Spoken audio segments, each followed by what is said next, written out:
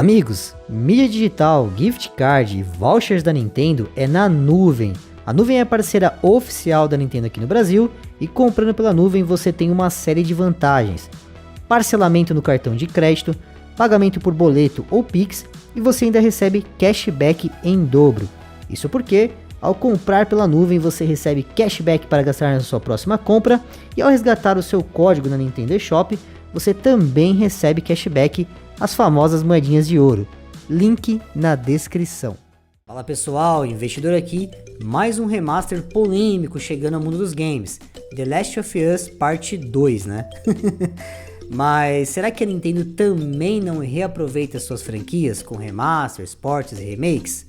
Sim, reaproveita, com algumas diferenças que eu quero conversar com vocês nesse vídeo. Se segura na cadeira aí, bora pro vídeo!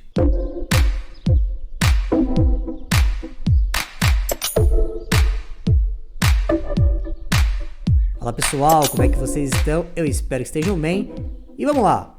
Bom, a primeira coisa que eu quero falar com vocês é sobre a prática, né? Sobre a prática de port, remake, remaster, né? Quero falar com vocês o impacto disso na indústria, quero falar se eu aprovo ou não, antes de entrar especificamente aí no caso do The Last of Us Parte 2, que foi um jogo que foi lançado em 2020, é super atual, mesmo assim a madrasta Sony vai fazer um remaster, um relançamento dele para PlayStation 5, né? Vamos falar sobre isso, mas antes quero falar sobre a prática. E claro, se já tá aqui, não esquece de deixar o like, se é novo, se inscreve e ativa o sininho para você não perder nada, tá bom? E falando sobre essa prática, eu não tenho nada contra.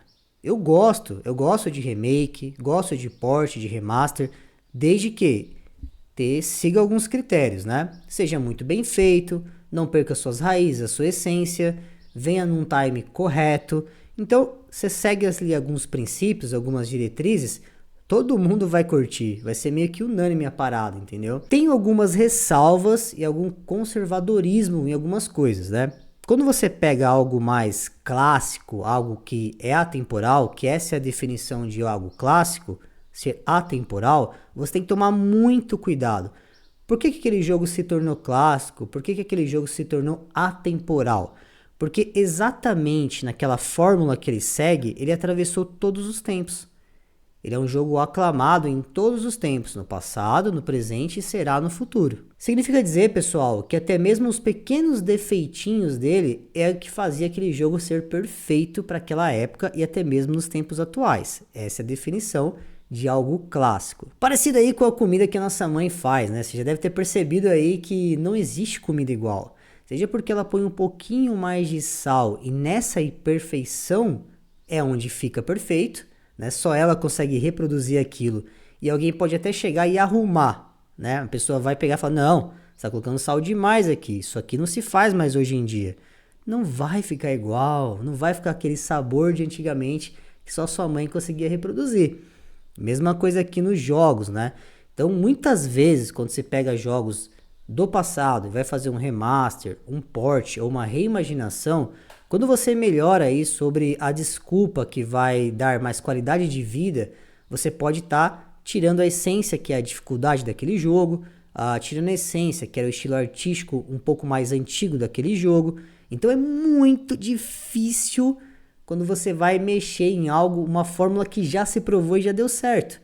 Algumas vezes dá bom? Dá, mas tem hora que sai muito ruim. Eu, no meu gosto pessoal, não gosto de Zelda Ocarina of Time de 3DS. Conheço muita gente que ama, que é o jogo da vida do 3DS, tá? Eu não gosto. Eu não consigo recomendar aí um dia se eu tiver um filho ou uma filha, eu falo, olha, comece pelo do 64 aqui que você vai fazer certo, tá bom? Mas se você pegar aí um exemplo que é meio que um consenso comum, que é o Resident Evil 1 Remake, que é considerado por muitos o melhor remake de todos os tempos e por mim também, o que eles fizeram ali? Pessoal, eles modernizaram sem perder a essência do jogo, né? Então ainda começa com aquela visão um pouco mais afastada de câmera, você tem os puzzles lá mantidos, você tem algumas adições, você tem os gráficos totalmente retrabalhados e ficou perfeito. É o jogo de terror definitivo de Resident Evil. Depois você teve o 3, que a galera não gosta, e aqui eu quero entrar numa outra seara já. Então a gente tem exemplos de ports, remakes e remaster bons, e de outros nem tantos, né? Falando especificamente de Resident Evil, o que eu acho que falta muitas vezes aí pra galera? Coragem. sair dessa máscara da reimaginação, porque quando você fala que vai reimaginar, aí tudo pode. Aí você pode fazer tudo. Não, isso aqui é uma reimaginação, você não tá entendendo. Não, senhor.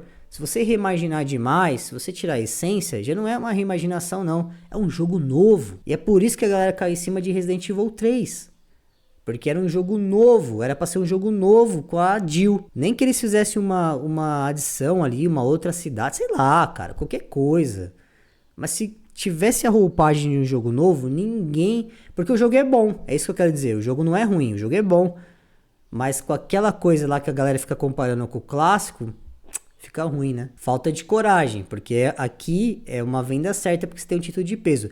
Mesma coisa Final Fantasy VII Remake.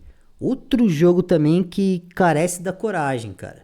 Não tem nada do Final Fantasy VII clássico, nada.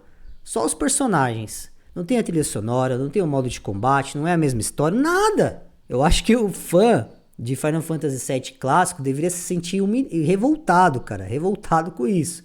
Porque simplesmente a Square não teve coragem de falar, é uma nova aventura do Cloud. Com medo que o jogo flopasse. Se falasse isso, cara, tá tudo bem, porque Final Fantasy VII, pelo pouquinho que eu joguei, é bom, o remake. Não é um jogo lixo, não é um jogo descartável, é um jogo bom.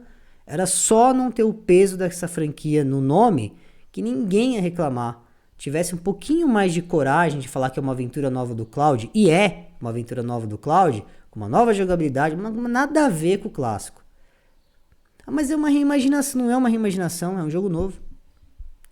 Acho que deu para entender a diferença. Então, só essa a minha observação, né?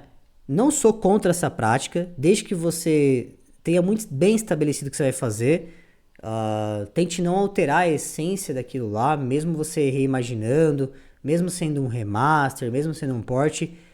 Até port tem perigo de perder a essência, dependendo dos filtros que você vai colocar. Então tem que tomar muito cuidado a trazer os jogos antigos para o futuro, para o presente aqui que a gente está.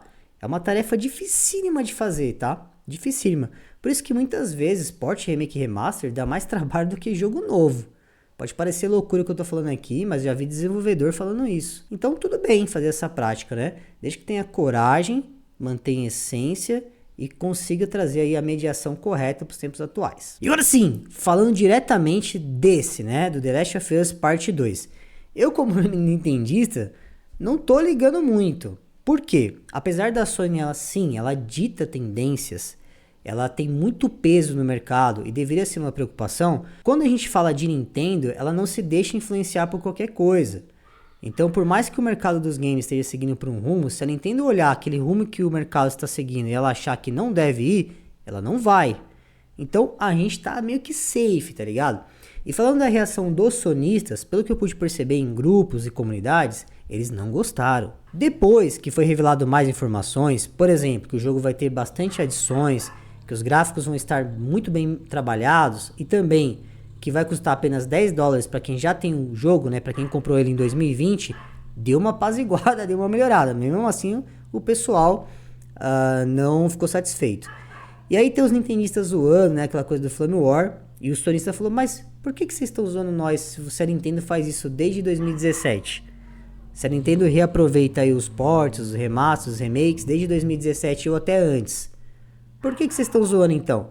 E aí tem até uma foto percorrendo na internet, que eu vou pedir para o editor colocar aí agora na tela para vocês. Vocês podem ver aí, ó, que tem muito jogo que a Nintendo reaproveitou franquias, que a Nintendo trouxe ports, que a Nintendo trouxe remake, remasters, etc. Tem muito jogo, né? Muito jogo mesmo. Beleza. Aí você pode até zoar, né, e falar, mas com uma única diferença.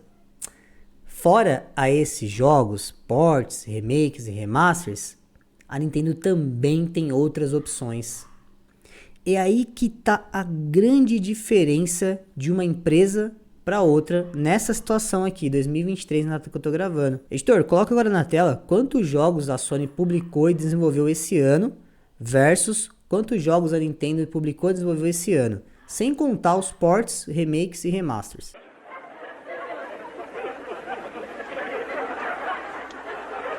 Há uma grande diferença de pluralidade, de escolhas para o consumidor. Esse, para mim, é o grande problema. Por quê? Quando você tem opções, a pessoa pode olhar e falar, eu não vou gastar meu dinheiro num jogo velho reciclado para 2023. Eu vou gastar meu dinheiro com jogo novo. Eu tenho essa opção na Nintendo? Você tem. Tem essa opção na Sony?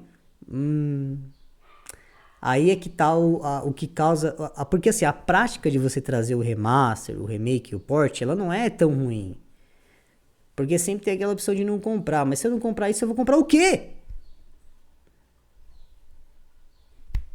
E para 2024, tem alguma coisa já no horizonte da Sony? Ela apresentou, me digam aqui nos comentários, ela me apresentou algum jogo para 2024, um jogo de peso, fora esse, The Last of Us Part 2 Remaster? E a Nintendo apresentou? Apresentou muitos jogos para 2024 e nós estamos no final da vida do Nintendo Switch. Então, é aí que está a grande diferença. Então, quando alguém te falar assim, mas a Nintendo não faz também? Port faz. Mas fora isso, a gente tem Zelda Tears of the Kingdom, a gente tem o Mario Odyssey, a gente tem o Mario Wonder, a gente tem o Mario 2 Mario Party, a gente tem Mario Strike, a gente tem Switch Sports, a gente tem Animal Crossing, a gente tem Smash Bros, uma infinidade. Então vocês percebem, né, pessoal? Essa é a grande diferença. Falando de Microsoft, eu não peguei porque eles não costumam fazer essa prática. Eles não costumam fazer remaster, remake e port. Tem os motivos lá, mas vou deixar para outro vídeo isso daí, né? Foi mais a Sony e a Nintendo, né, que costumam aí trazer jogos mais antigos, né? Principalmente mais a Nintendo, porque a Nintendo tem um histórico maior, né? Então, muitas franquias, muitos jogos antigos ali bons que precisa só de um tapa ou outro ali. Mas era isso, amigos. Obrigado a todo mundo que ficou até aqui. Deixe sua opinião. Lembre-se sempre, tamo rico. Valeu!